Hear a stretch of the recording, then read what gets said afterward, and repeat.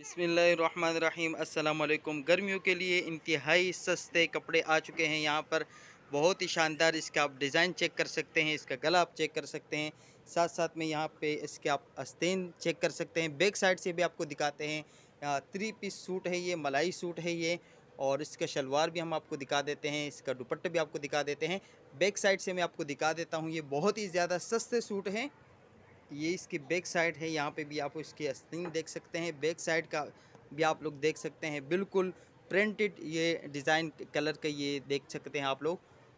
कमीज़ आप देख सकते हैं, इसके साथ शलवार में आपको दिखा देता हूँ। ये इसके साथ आप लोग बिल्कुल सादा इसका शलवार है, यहाँ पे आप लोग चेक कर सकते हैं। इसका कैटवाक भी मैं आपको दिखा देता हूँ, साथ साथ में आपको मैं दुपट्टा भी इसका आपको दिखा देता हूँ।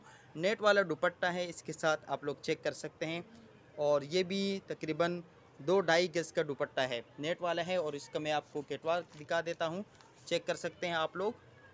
ये चेक करें, बहुत ही ज़बरदस्त, बहुत ही खूबसूरत कलर के मुख्तलिफ़ किस्म के यहाँ पे 16 कलर, 16 मुख्तलिफ़ डिज़ाइन और मुख्तलिफ़ कलर आपको ये मिल सकते हैं।